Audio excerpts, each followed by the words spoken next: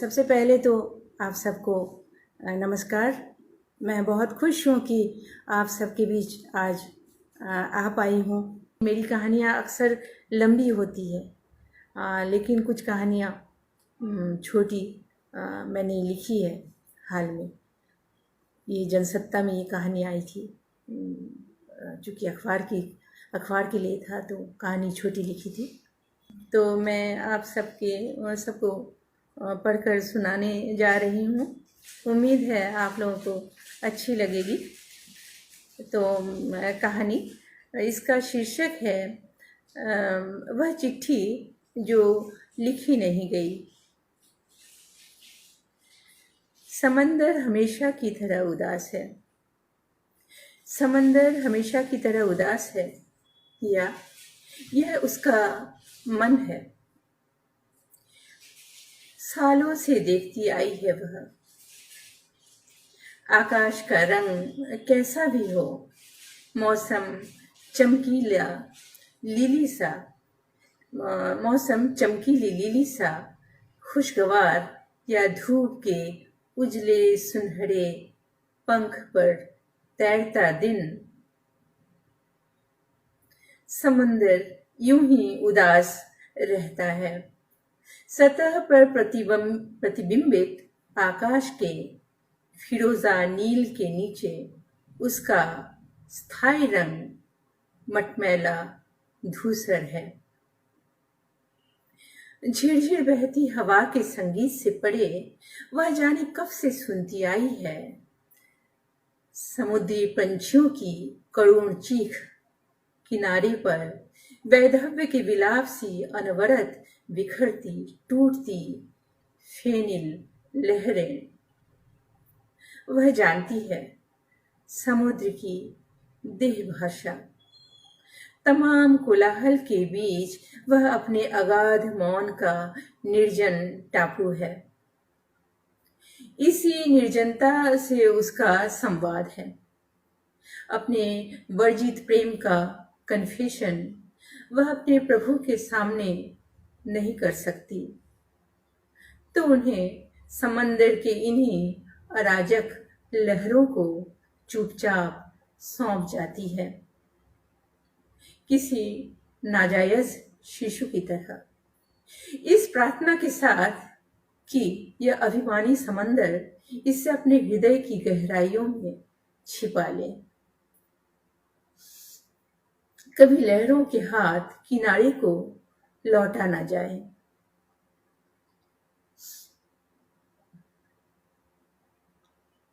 इन किनारों पर मनुष्यों की एक बहुत बड़ी दुनिया है, जो प्रेम के लिए कभी अनुकूल नहीं रही।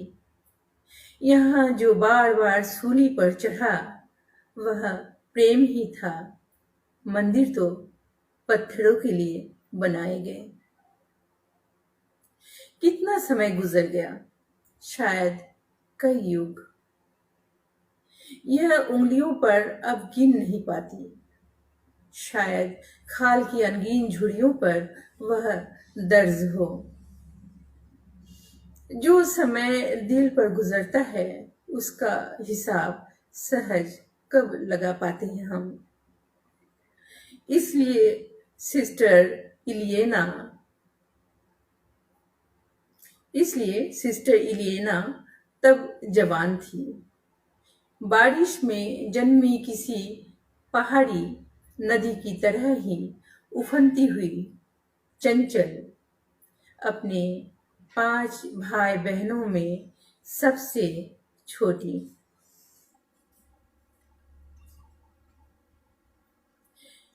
प्लेग की चपेट में आकर जब पुराना गोवा लगभग वीरान हो गया था, अपने पति और 4 बच्चों को खोकर उसकी मां किसी तरह उसे लेकर उत्तर गोवा भाग आई थी।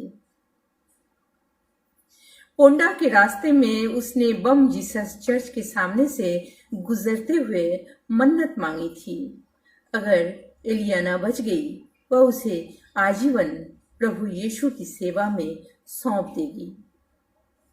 तब से इलिएना एक ईसाई नन बनकर अपने प्रभु की सेवा में लगी हुई है। उसकी देह पर सफेद गाउन चढ़ा दिया गया।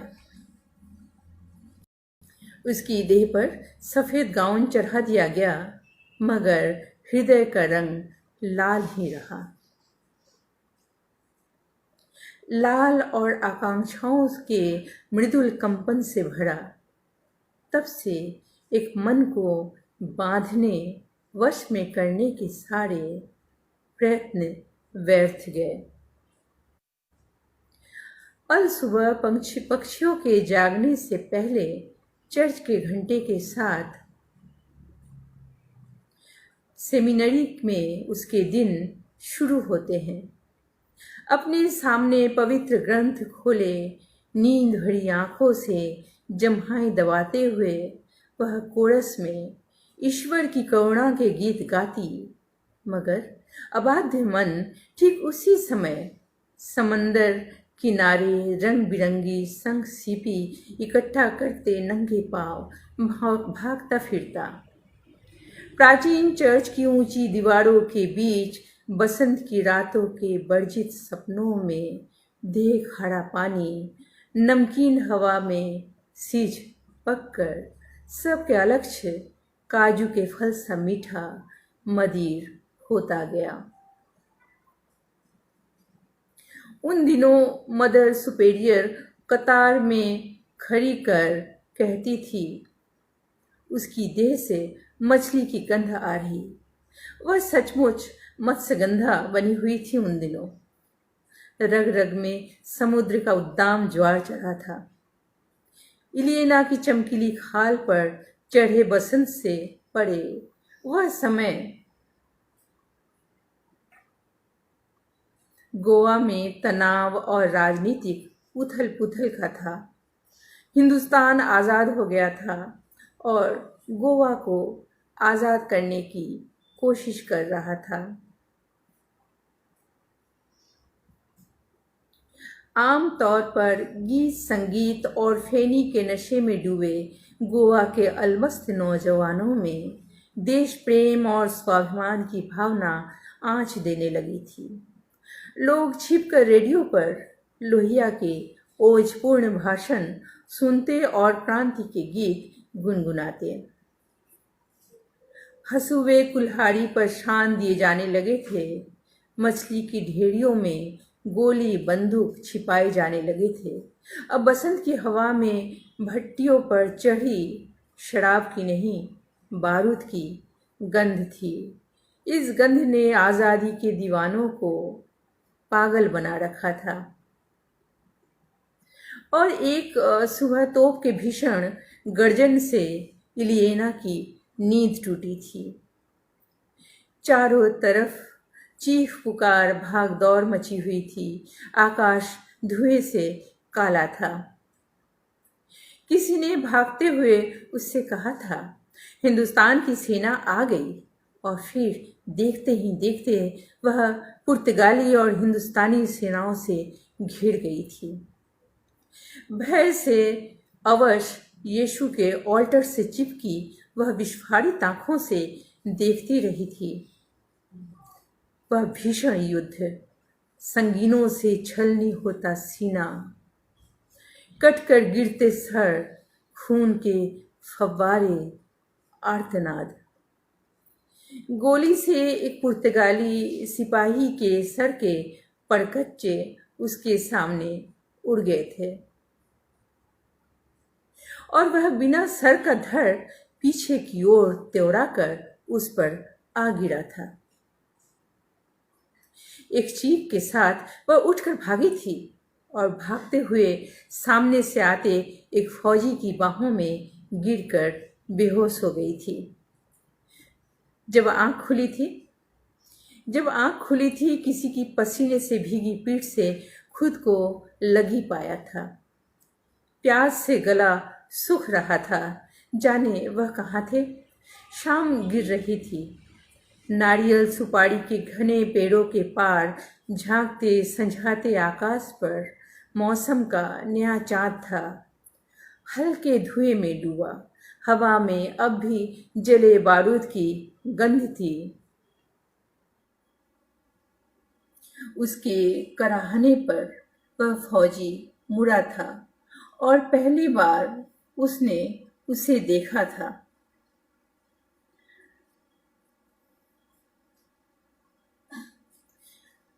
कुछ कुछ आतंक और विस्मय से सोचती है तो उस क्षण की सनसनी इलिएना आज भी अपनी त्वचा पर महसूस कर सकती है।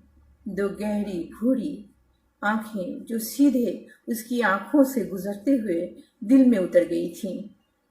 वह आज भी वही जज्ब है, कभी लौटी नहीं, कितना तो जतन किया। युद्ध के भीषण तनाव के बीच 2 दिन वे एक अधजले खंडहर के बीच छिपे रह गए थे। फौजी खुद जख्मी था और उसका हथियार भी खो गया था। आसपास पुर्तगाली सैनिक फैले थे और लड़ाई लगातार चल रही थी।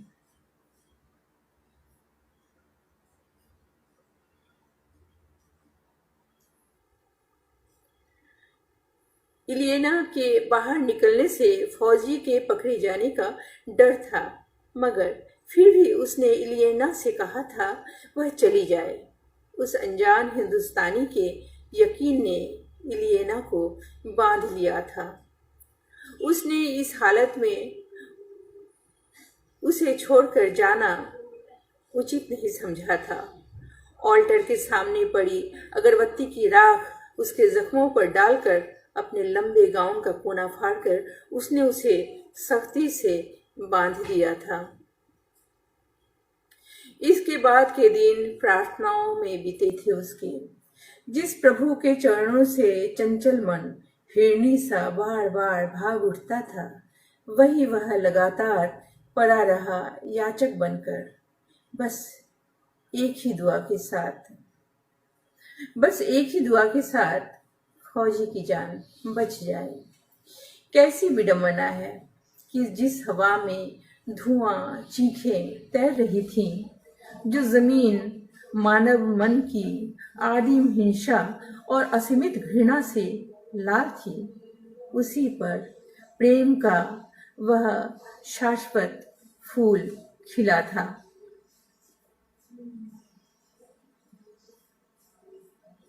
मरियम की स्नेह विगलित आंखों सा, यीशु के करुणा भरे हृदय सा कोमल लाल, जो पल यातना, भय और गहन पीड़ा के थे, उन्हीं पलों में मौन ने अनुराग का सबसे सुंदर गीत गाया।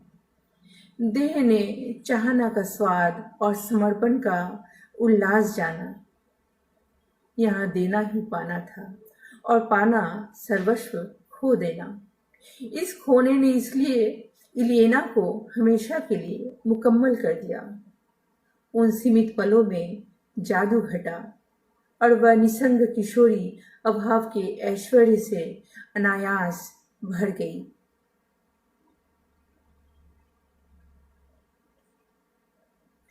तेज धूप में वह खंडहर जलता रहता और उसके एक कोने में इलिएना तेज धूप में अपने बालों की छांव में फौजी को घेरे बैठी रहती।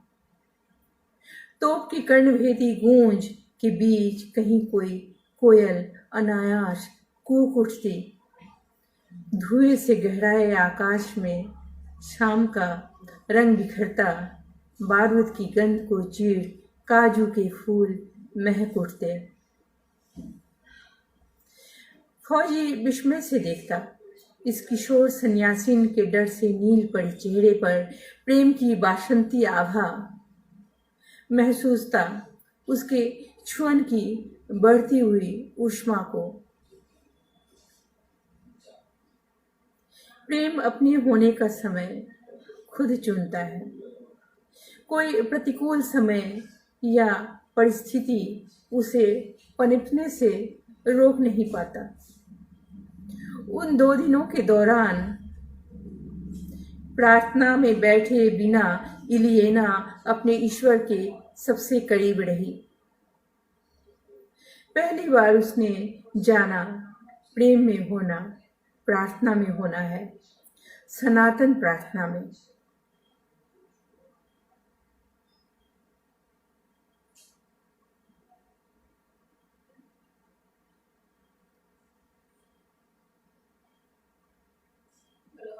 ना, एक मिनट जी। दूर क्षितिज पर लहराते हुए भारत के तिरंगे को देख जब वे बाहर निकले थे, उनकी धरती पुर्तगाली शासन से आजाद हो चुकी थी। फौजी बुखार से बेसुध था। सेना के लोग उसे उठा ले गए थे। जाते हुए उसने इलियाना को एक नजर भर देखा था, बस वह उनकी आखिरी मुलाकात थी। उसके बाद इलियाना कभी अपने ईश्वर की ओर देख नहीं पाई। बार बार उसके कन्फेशन बॉक्स तक गई और लौट आई। जब भी प्रार्थना में आंख मूंदती, दो गहरी भूरी आंखें भीतर दीप उठती। उन दो आंखों की लौ से लौ लगाए वह बिना किसी प्रतिश्रुति के जाने किस प्रतीक्षा में जिए जा रही थी। उन्होंने सही अर्थों में उसका बपतिस्मा किया था। वह उस दिन मन से सन्यासिन हुई थी। सच्चे अनुराग से जन्मा विराग। इसके पहले जो भी था वह एक पाखंड था और विवशता के सिवा कुछ भी नहीं। और एक दिन वह चिट्ठी आई थी उसके पते पर, जाने कहां कहां से घूमते हुए। भेजने वाले के पते की नाम की जगह बस फौजी लिखा था। उन 2 दिनों में उसने उसे फौजी के नाम से ही बुलाया था। नाम पूछना रह गया था। उस हल्के नीले लिफाफे को हाथ में लिए इलियाना देर तक चुपचाप बैठी रही थी। तो वह जिंदा है। उसकी प्रार्थना कबूल हुई। इसके बाद उसने बिना खोले वह लिफाफा समुद्र की लहरों के हवाले कर दिया था। उसकी माँ ने अपने प्रभु से एक मन्नत मांगी थी। रही उसकी अपनी प्रार्थना, तो वह उसकी सनातन प्रतीक्षा में हमेशा जीवित रहेगी। उधर सबकी पीड़ा के सलीब पर चढ़े प्रभु ने शायद हर एक की प्रार्थना पूरी की थी, किसी की सुनकर और किसी की न सुनकर। इसके बाद बार बार वह नीला लिफाफा इलियाना के नाम आता और इलियाना आंसू और मुस्कुराहट से भरी बिना पढ़े उसे समुद्र की लहरों के हवाले कर आती थी, ये जाने बिना कि उसका फौजी उस युद्ध में मिले जख्मों में जहर फैलने से एक सैनिक अस्पताल में उन्हीं दिनों मर गया था। अपने दोस्त से यह आग्रह कर कि एक निसंग सन्यासिन समंदर के किनारे उसकी प्रतीक्षा में उदास बैठी रहेगी, उसे फौजी के नाम से खत लिखना। ये छोटी सी कहानी समाप्त हुई। उम्मीद है आप लोगों को अच्छी लगी होगी। 2010 से लिख रही हूँ मैं आपको ये बताऊँ कि मैं स्कूल के दिनों में मैंने लिखना शुरू किया था और बहुत छपी थी उस समय, और बहुत कम उम्र में लेखिका बन गई थी, सो कॉल्ड लेखिका। लेकिन फिर जैसे मैंने कॉलेज ज्वाइन किया तो मेरा लिखना छूट गया और उसके बाद 26 साल मैंने नहीं लिखा, कुछ भी नहीं लिखा। परिस्थितियाँ ऐसी बनती गई, पढ़ाई लिखाई, शादी, बच्चे, घर की जिम्मेदारियाँ। फिर मैंने 2000 मैं आपको बताऊँ कि 2010 से मैंने फिर लिखना शुरू किया। पहली बार एक घटना हुई है, हादसा जो कह लीजिए कि 2009 में मुझे कैंसर हो गया था। तो उस समय मुझे लगा, हम तो पहले जीवन को as usual taken for granted लेते हैं, तो हमें लगा कि अरे लिखना तो रह गया। मेरी छोटी बहन मुझसे ज़िद करती थी कि मैं लिखती क्यों नहीं हूँ, और हर साल मैं सोचती थी कि अगले साल से लिखना शुरू करेंगे। कहीं मैंने पढ़ा था कि किसी ने 84 की उम्र में लिखना शुरू किया और बेस्ट सेलर बन गई। तो मुझे लगा कि मेरे पास समय है, 84 तक तो मैं भी लिख सकती हूँ। तो इसी तरह टलता रहा, लेकिन जब कैंसर हुआ तो फिर लगा कि अरे, अब समय को इस तरह से ज़िंदगी को टेकन फॉर ग्रांटेड तो नहीं ले सकते हैं, कुछ करना चाहिए। और फिर मैंने हॉस्पिटल में केमोथेरेपी के दौरान मैंने एक कहानी लिखी, पहली बार सालों बाद। और ये कहानी मुझे किसी गोवा में कोई हिंदी पत्रिका नहीं मिलती, और पढ़ाई की एमए मैंने पोस्ट ग्रेजुएशन हिंदी में किया था, लेकिन बस तब अपने जो सिलेबस की पढ़ाई में इतना व्यस्त रहते थे कि कुछ और देखना संभव नहीं रह जाता था। तो लेकिन जब मैंने ये कहानी लिखी मुझे लगा मैं कहीं भेजूं, और चूँकि मुझे पता नहीं था इतना कहाँ भेजूं, कोई पत्रिका मैं नहीं जानती थी, तो मैंने हंस में ये कहानी भेज दी बिना जाने समझे। और सुखद संजोग ये कि, और ये हंस पत्रिका मैंने जीवन में देखी भी नहीं थी, लेकिन इसके मुबारक पहला कदम में मेरी ये कहानी छपी। और आप सबको बताऊं कि जब 25वां वर्षगांठ हंस ने मनाई, तो उन्होंने 25 वर्षों की जो बेस्ट कहानियाँ थी हंस की, उनको चुनकर एक संग्रह बनाया, और 25 साल की 25 श्रेष्ठ कहानियों में उन्होंने मेरी इस पहली कहानी को स्थान दिया 2010 की बेस्ट कहानी के रूप में।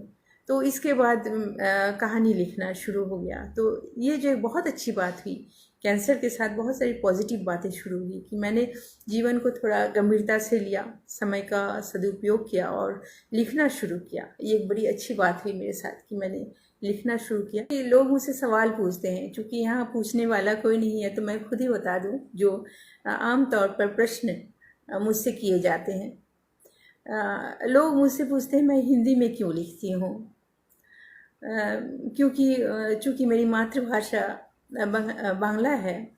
इसके साथ ही मैं घर में भी बांग्ला बोलती हूँ, और अभी बचपन से मैं गोवा में हूँ, 39 इयर्स हो गए। और हमारी जो पढ़ाई का माध्यम था वो भी अंग्रेज़ी था। घर में हम बांग्ला बोलते हैं, और मेरी शादी एक मराठी भाषी से हुई है। मेरे पति है मराठी भाषी। गोवा में हिंदी भाषी क्षेत्र है, तो यहाँ लोग हिंदी नहीं बोलते हैं। फिर भी मैंने हिंदी को क्यों चुना, तो इसका तो मैं बहुत दो टूक जवाब ये दूंगी कि ये है राष्ट्रभाषा से जो प्रेम, हमारी जो भाषा है। और दूसरी बात है ये राष्ट्र प्रेम की भी बात है। हिंदी से प्रेम करना अपने देश से प्रेम करना है। और मेरे ख्याल से जिन लोगों के लिए मैं लिखना चाहती हूँ, हमारे समाज के अधिकतर लोग हिंदी भाषी हैं, हिंदी समझते हैं, बोलते हैं। तो अपने मन की बात अपनी भाषा में बेहतर व्यक्त होती है।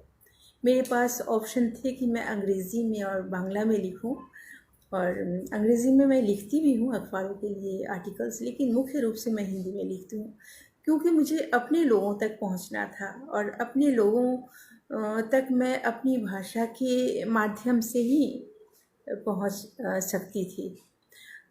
अपने मन की बात अपनी भाषा में ही व्यक्त होती है, और जो फ्लेवर होती है, जो मिट्टी की गंध होती है, जो खुशबू होती है, वो अपनी भाषा से बेहतर कहीं नहीं आती। अब मैं होली के बारे में, फाग के बारे में, अब छठ के बारे में लिखूंगी, ठेकुआ के बारे में लिखूंगी हमारी, तो इनके बारे में जब अंग्रेज़ी में लिखूंगी तो वो बात कहाँ से आ पाएगी। तो मुझे लगता है कि अपने लोगों के लिए अपनी भाषा में लिखना चाहिए। तो मैं हिंदी में लिखती हूँ, और मैं ये कहना चाहूँगी कि मैं क्यों लिखती हूँ। ये भी कठिन एक प्रश्न है, बहुत वाजिब प्रश्न है। मैं लिखती इसलिए हूँ कि कई बार कहना बहुत ज़रूरी हो जाता है।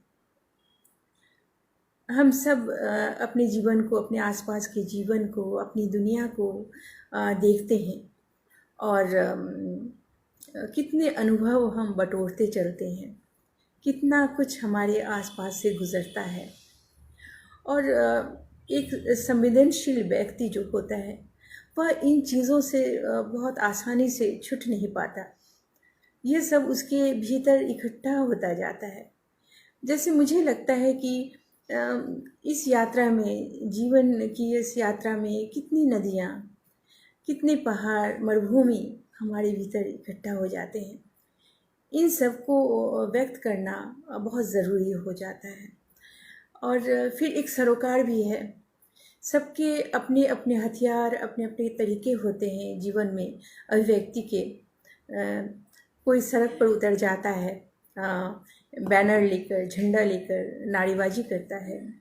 कोई किसी और तरह से अपनी लड़ाई लड़ता है। लेकिन हम जैसे लोग जो शायद यह सब नहीं कर सकते हैं, तो हमारे पास बस यही है, हमारी कलम और हमारी संवेदनाएं, ढेर सारी संवेदनाएं। ये सब जो मन में जमा है, ये सब कहना, बताना बहुत ज़रूरी हो जाता है। और एक सरोकार की बात भी होती है। एक सरोकार है मन में, एक दायित्व बोध है, एक समाज के, इस देश और इस दुनिया के नागरिक होने के नाते एक दायित्व बोध भी है हमारे अंदर। हम भी कुछ करना चाहते हैं, इस दुनिया को कुछ देना चाहते हैं, कुछ लौटाना चाहते हैं जितना पाया है। तो लिखना ज़रूरी हो जाता है, मेरे लिए बहुत ज़रूरी है। Thanks a lot. फिर मिलते हैं, कभी बैठकर बात करते हैं। मुझे हमेशा इंतज़ार रहेगा आप लोगों से बात करने का। जी, नमस्ते।